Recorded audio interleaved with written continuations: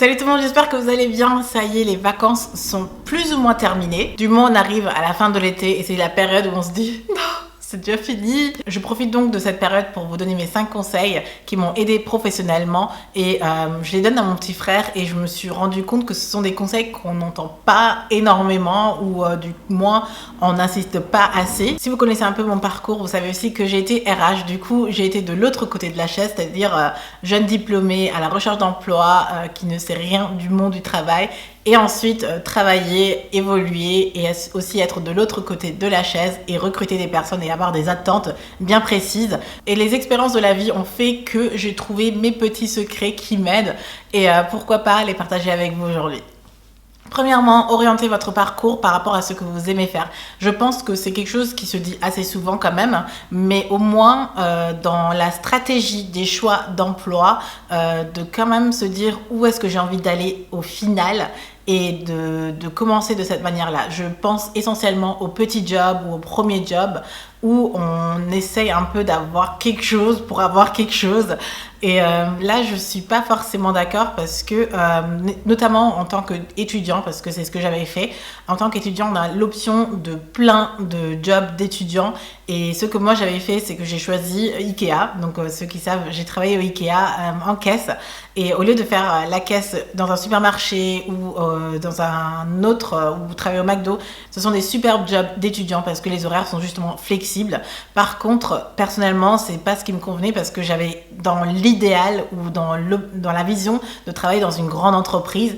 Ça me permettait de jeter un petit coup d'œil dans ce type d'entreprise, comment c'est fonctionné, quelle est la politique, quelles sont les valeurs, est-ce que c'est vraiment transmis, comment est-ce que ça fonctionne dans ce type d'entreprise. Et en ayant l'opportunité de travailler au Ikea, bien sûr, j'ai pas dit non. Et c'est un peu comme ça que j'ai réfléchi en choisissant mon job d'étudiant. Pareil pour mes jobs d'été, je les faisais en Allemagne puisque j'avais mon parcours scolaire et toute ma scolarité, toute ma vie en France. Mes jobs d'étudiant, mes jobs d'été, pardon, je les faisais en Allemagne pour continuer à pratiquer mon allemand. J'avais la chance de pouvoir le faire, donc j'ai pas dit non plus et j'ai choisi plutôt l'Allemagne. Donc ce sont des petits choix comme ça qui m'ont aidé ensuite professionnellement parce que c'était orienté par rapport à ce que j'avais envie de faire dans le futur, mais aussi par rapport à ce que j'aimais faire et par rapport à mes propres envies aussi. Deuxième conseil, et c'est assez important, adapter son langage. Donc savoir expliquer ce qu'on fait de différentes manières, ça demande quand même un peu d'entraînement parce que dans la vie en général, on rencontre beaucoup de gens. Certaines personnes sont dans notre domaine, du coup on peut expliquer ce qu'on fait avec des mots techniques, avec plus de matière, etc. Et d'autres personnes ne savent absolument pas ce qu'on fait. Et là, il faut pouvoir expliquer ce qu'on fait de manière très simple, comme si c'était pour un enfant.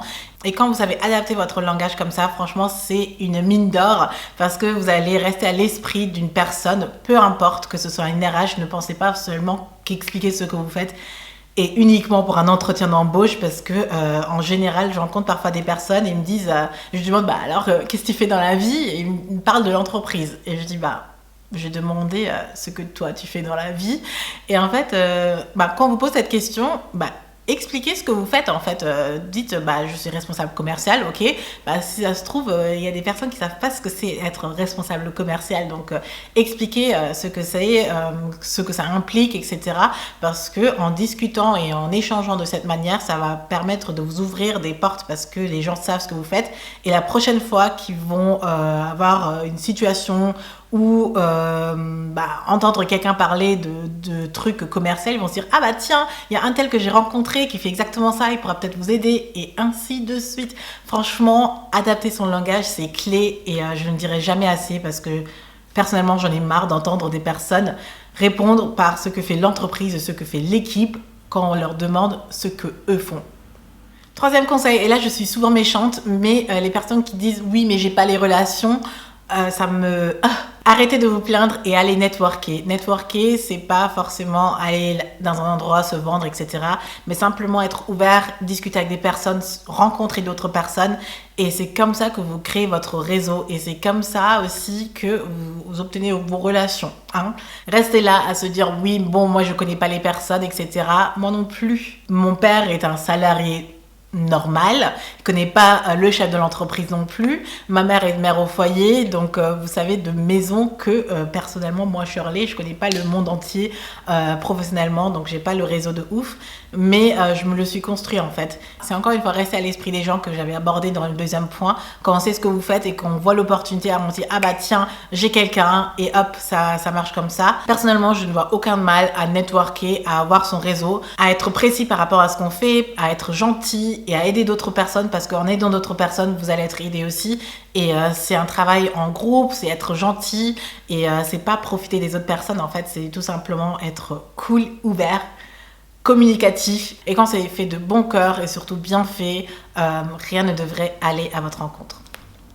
Quatrième conseil, améliorez-vous, s'il vous plaît, améliorez-vous. Et là, je suis souvent aussi pas forcément d'accord avec des descriptions d'emploi qui demandent 15 ans d'expérience dans un domaine. 15 ans d'expérience dans un domaine, c'est-à-dire on a passé 15 ans à ne faire que la même chose. Alors là, je me dis, c'est se tirer une balle dans le pied. Si vous faites 15 ans la même chose, vous avez une compétence de 15 ans dans une seule chose. Donc la possibilité d'évoluer est baissée de 15 ans. Alors que si vous êtes déjà compétent dans une chose, vous avez étudié quelque chose, vous avez le premier job et vous vous améliorez, vous apprenez une langue par exemple, vous faites des cours de management, vous prenez d'autres cours, vous vous améliorez, vous lancez des défis. Là, ça va vous permettre de vous améliorer et c'est ça qui va vous permettre de devenir meilleur. Et quand j'entends d'autres personnes se plaindre de se faire dépasser dans une entreprise par un jeune ou quelque chose, bah, c'est que la personne, t'as passé beaucoup trop de temps à faire la même chose et tu t'es pas amélioré. Il y a quelqu'un de nouveau qui est venu et qui t'a dépassé. Bah, je suis désolée, c'est un peu comme ça la vie. Donc, essayez quand même de toujours vous améliorer pour attirer d'autres opportunités parce qu'on va plus simplement vous confier des choses quand on sait que vous êtes bon dans un autre truc, mais en plus, vous êtes en train de devenir bon dans un autre truc et quand vous êtes bon dans ce truc-là, vous devenez encore bon dans un autre truc et c'est à ce moment-là qu'on se dit, bon, ok, on va plutôt confier la tâche à cette personne-ci plutôt qu'une autre. Tout simplement parce que vous êtes meilleur, parce que vous avez travaillé pour devenir meilleur et vous méritez des opportunités meilleures. Cinquième et dernier conseil, c'est le plus dur, mais il faut que je vous le dise, c'est que les gens s'en foutent du mal que vous donnez. Je vous parle vraiment de ma propre expérience. Je me levais hyper tôt, je restais super longtemps au bureau, je faisais mon maximum, je retournais les choses pour livrer un dossier. Et bah à la fin, le chef prend le dossier, il se dit bon ok d'accord merci et c'était tout. Sans prendre en considération les nuits où je réfléchis à ce dossier, les réveils tôt, enfin tout le mal que je m'étais donné pour un dossier. Au final, dans le monde du travail, je suis désolée de dire ça comme ça, mais en réalité, les gens s'en foutent. Et même aujourd'hui, quand vous regardez ma vidéo, vous vous en foutez clairement du temps que j'ai mis pour préparer la vidéo, pour la filmer, pour faire le montage, pour la poster, pour vérifier, etc. Enfin, clairement, vous regardez que les quelques minutes que j'ai postées et c'est tout. Et ça, pour la totalité de ma chaîne. Est-ce que vous vous rendez compte? Toujours vouloir rechercher la reconnaissance pour un travail ou pour l'effort, c'est pas ce qui est retenu, donc ayez ça à l'esprit, ça va déjà vous rendre beaucoup plus calme.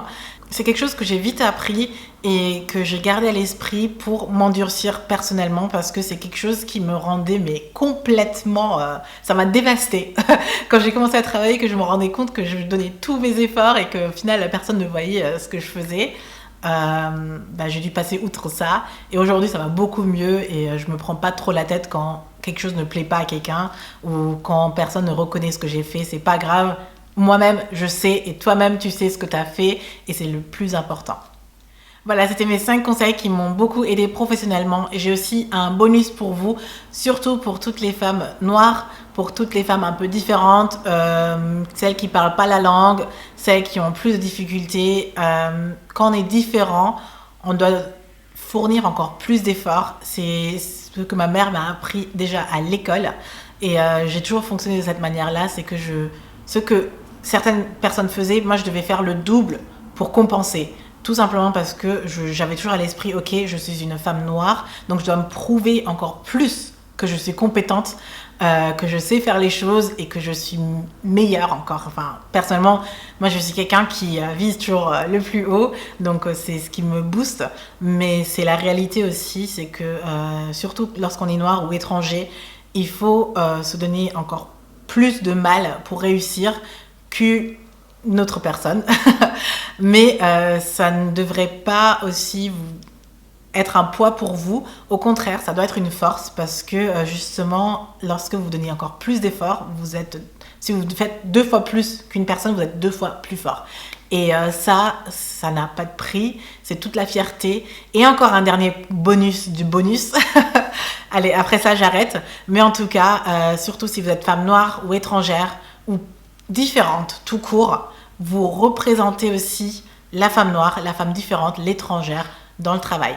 Et vous allez véhiculer une autre image, vous allez casser plus ou moins les préjugés.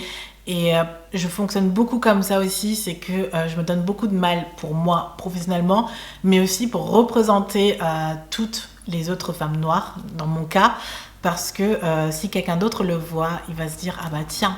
Et la prochaine fois qu'il va voir une autre femme noire, ils vont dire « Ah tiens, je connais Shirley !» Ou ils vont aborder la personne d'une autre manière qu'ils l'auraient fait de manière générale. On va dire ça comme ça. Mais n'oubliez jamais de vous représenter, mais représenter votre communauté en général. Voilà, c'était tout ce que j'avais à dire aujourd'hui. Bon courage pour votre rentrée. Je vous souhaite beaucoup de réussite. J'espère que cette vidéo vous aura aidé, que ça vous a plu. N'hésitez pas à me donner un thumbs up si c'est le cas. N'hésitez pas à vous abonner si vous n'êtes pas encore abonné. Et la notification, la petite cloche pour être notifié quand je publie une vidéo. Et je vous retrouve très bientôt. Je vous fais plein de bisous. Bye!